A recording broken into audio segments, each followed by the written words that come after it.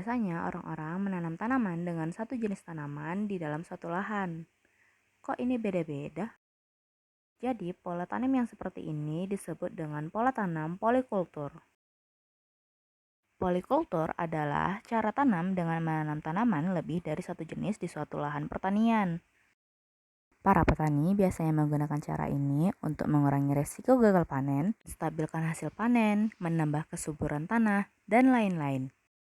Terus kalau menanam satu jenis tanaman disebut apa dong, Kak?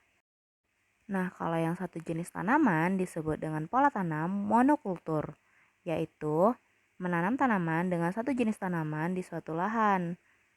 Manfaatnya akan dijelaskan oleh Bang Niko.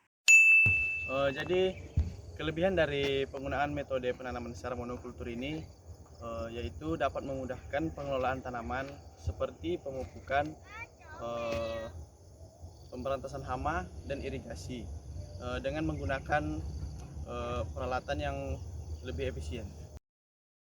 Nah, itu dia manfaat dari pola tanam monokultur. Nah, sekarang coba teman-teman perhatiin. Teman-teman sadar nggak sih kenapa nggak ada pohon di tengah-tengah lahan?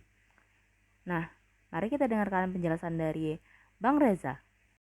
Setelah kami berbincang langsung dengan petani di sini, alasan mengapa mereka menebang pohon-pohon besar di sekeliling bedengan adalah agar tidak mengurangi intensitas cahaya yang diterima oleh tanaman di bedengan, yang mengakibatkan pertumbuhan tanaman di bedengan itu terhambat.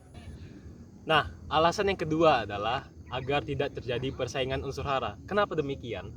Karena pohon-pohon besar itu sudah memiliki sistem perakaran yang lebih luas dan lebih dalam, sehingga memungkinkan mereka untuk dapat menyerap air dan juga nutrisi lebih efektif dibandingkan dengan tanaman-tanaman kecil yang ada di bedengan, yang membuat tanaman di bedengan itu kekurangan nutrisi dan juga air untuk bertahan hidup.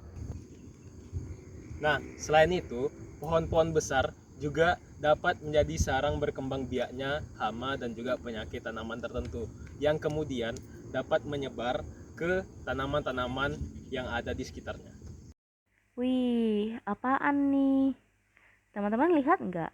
Ada banyak pipa-pipa yang di tengah bedengan ataupun di antara bedengan yang mengeluarkan air. Ini namanya sprinkle, teman-teman. Sprinkle itu apa sih? Ayo kita dengerin penjelasan dari Kak Uswa.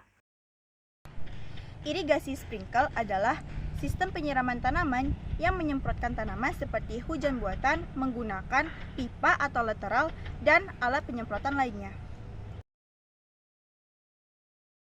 Itu dia beberapa contoh teknologi budidaya tanaman yang sering digunakan. Semoga teman-teman dapat dimengerti. Thanks for watching.